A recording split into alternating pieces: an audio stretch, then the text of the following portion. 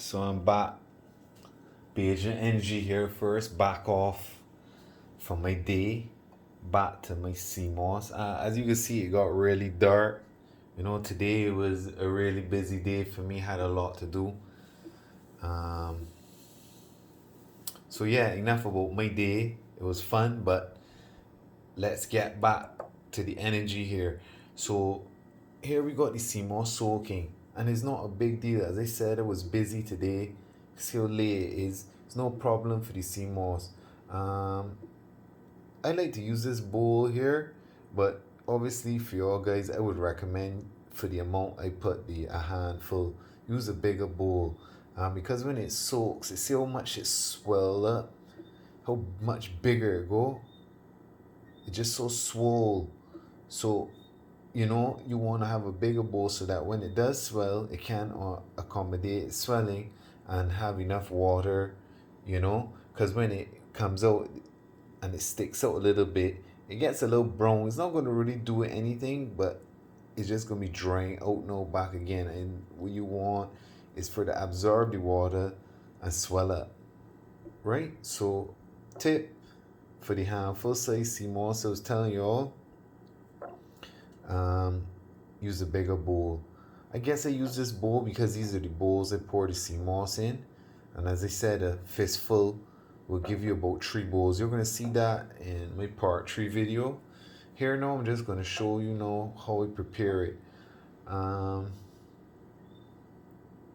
So, step 1, here now with preparing it is washing it. I believe in creating these great dishes. We always look at all these pesticides and all these things that are in it, but a lot of people don't look at how they prepare it. You gotta connect with your food. And I think the purer and the cleaner you do the food and you do it with cleanliness, the more you connect with the food. Also, when you're making the food, with a wholesome mind, it just comes out better. Alright? So I'm gonna take this Seamoss here now. I'm gonna wash it. I got a bowl pots already that I washed off that I can use here, and we can use to wash the Seamoss. And just give me a minute and let me get the pot down.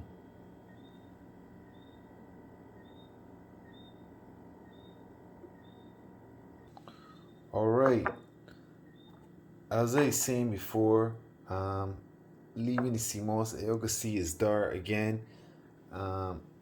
Leaving the Seamoss to soak through the day is no problem. You see, everybody with busy lives, things happen. If it was meat and you forgot it out, the meat would turn bad and be no good and smell stink. So a lot of times with cooking meat and these sort of things, don't disconnect that this is alkaline and this vegetable based, and this wouldn't go off like meat in that sort of way. So you always keep that in mind when preparing these here. So we're gonna take the Seamoss out, like to lift out like this here, and transfer it straight in the container before you wash it. Just want y'all to see again all that stuff that came out of it, even though y'all saw how much times I washed it in the first video. That's why I give it a good several washes and allow it to soak. And even after I soak it, I like to wash it again one last time. I know we're going to be cooking it, and the bacteria or whatnot is going to die. If you want to, I use a pot this size to kick it in. If you want to make more Seamoss, as I said, a fistful of Seamoss, so gave me a bowl or more. She used a bigger bowl to soak it, gave me this, and when I cut this, it's going to give me about 3 bowls of this here. So obviously, if you want 6 bowls, 9 bowls, however much more you want, you just multiply it by the proportion. Obviously, you're going to need a bigger pot to boil it in and more place to store it. I like to do 3 bowls at a time.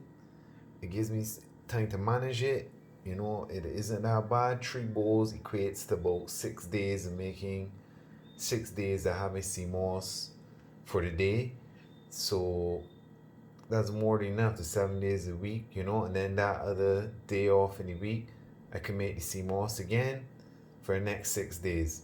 So it's not a problem to keep that in rotation. Alright, so I'm gonna wash the Seamoss again.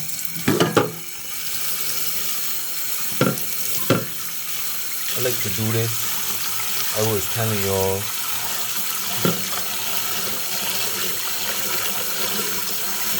just to make sure and get that final stuff off. By the way, you want to get a pot this size. Pot this size is about maybe like about 3 bowls bigger than this here. So the reason is when you're boiling it, you want to have enough water inside of the pot so it can boil down. You don't want to be constantly adding water, and it just doesn't boil the Seamoss as well, and doesn't gelatinize as well. It's not the same as, oh yeah, I can add water and then it gets thin, and then when it boils down I add the water at the end. No, the Seamoss wouldn't get thick like that, and when you do it like that, sometimes you burn it and it doesn't just gel together well. So when you're boiling the Seamoss, actually, hold on a sec, I'm gonna show y'all. Okay, so I just want y'all to see, when I'm boiling the Seamoss, when it's finished boil, I am going to expect the water to come back down to this level. Furthermore, just a little bit off, I'm going to expect the water to come back down to this level. But when I'm boiling it, I'm going to need water in it to boil it back down. So if I add water and it's not enough and I boil it down, it's going to boil down too low and possibly burn the Seamoss. And if you add water, as it's saying, it's still going to not change the consistency.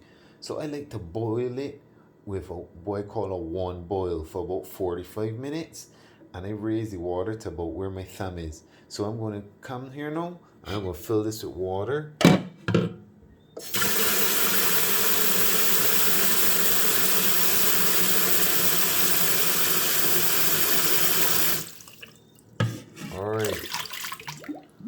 Alright, so I want y'all to see now how high I have it, right? This is going to give me enough for 45 minutes of boiling. When I boil it as well too, I boil it and let me just put it on the stove. I boil it with the lid off. Seamoss tends to boil over, so don't cover it with a lid. I only cover it with a lid at the very end when I'm done and I'm putting the Seamoss to cool down before I put it in the bowls to put in the fridge to gelatinize. See how pretty this looks? You would believe this little fistful of Seamoss gave this whole big batch. This is just such a powerful plant. Just grows on the rocks and it gives us the mineral of the rocks. So again, I have the water up here. I'm going to turn on the flame. And generally, for the first time, you might feel that you need to keep an eye on it. But I don't keep an eye on this. I'm going to leave this on this flame, and I'm confident that within a few minutes, it's going to start boiling, but it's not going to boil over. Because I filled it with enough water to take care of the boil, but I left it low enough that when it boils, it doesn't spill over. When it catches, I have it on high right now. When it catches that boil, you don't want it to simmer, but you want to have it on like a low boil. So you're going to turn on the flame a little bit, and you're going to let it boil up for that 45 minutes. Or sometimes I go and relax, in 30 minutes I come back and take a look, and then I switch it off. So I'm going to leave it here now and come back to it. Hopefully by then it boils up and you'll get to see what it looks like when it's boiling. Okay, so it's been about 25 minutes and it's called a rolling boil. I'm going to turn it down slightly so it's a low boil. But what I'm not going to be doing, and I don't want y'all get tempted to do it, take a spoon and start to stir it. The reason is when you do that, some of the Seamoss is actually thickening, and when you stir it, you're going to actually put the spoon and put it on the sides. But when you allow it to boil over naturally and allow the water level to sink as it's boiling, what it's going to do is it's going to do a much neater boil, right? You don't really have that much clumps. So here it is here. Boil. Obviously, I can't record for the duration of the boil. Um, just know that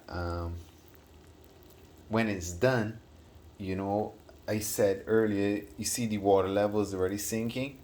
The water is going to be a good half inch further down,